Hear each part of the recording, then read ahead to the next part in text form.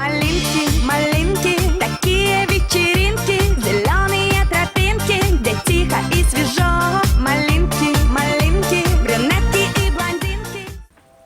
Мына азыркы биз турган талаада 30 сотка жакын малина өсөт. Негизинен бүгүнкү күндө малина абдан популярдуу жана ошону менен бирге кирешелүү бизнестердин катарын толуктайт.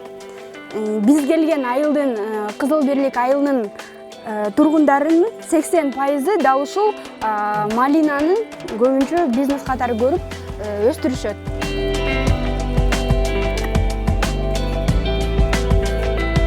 Кызарып көздү кызыктырган малина. Айнагүл эженин малина өстүргөнүнө 10 жыл болгон. Азыркы мезгилге чейин малинанын өстүрүү жолдорун жакшы өздөштүрүп алган.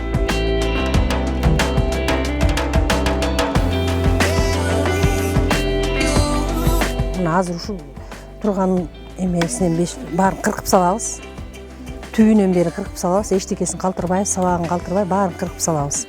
Анан кийин муну 10 күндө, 15 күндө бир сугарып туруш керек. Кыктан себебиз азык эле кык болот. Уйдун, жылкынын кыктарын сээп, антип турбаса бул жакшы түшүм бербейт. Канчага чейин быша берет эже булар? Канча Булар кар жааганга чейин быша берет.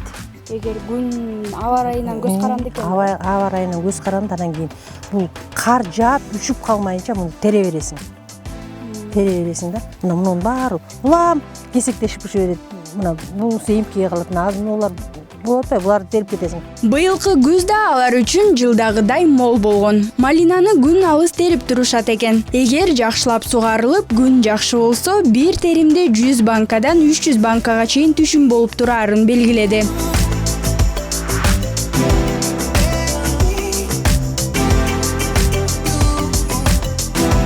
Сиздерден келип алып кетеби же? Ооба, мына берге бусик бар, атайын келип чогултуп малинаны алып кетет. Быйыл бирок малинанын түшүм эмеси кичине баасы арзан болуп атат. 35-40 сомдон гана алып атат да. Азыр көтөрүлбөй атат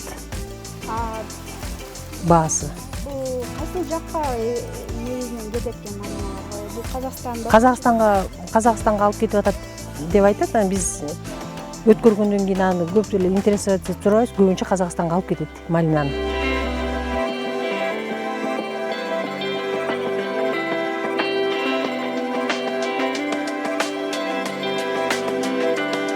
Малинада 11% кумшекер, эфир майы жана АБЦ витаминдери бар. Бул заттардын баары адамга абдан пайдалуу. Ал эми жалбырактары да косметологияда байма-бай колдонулат.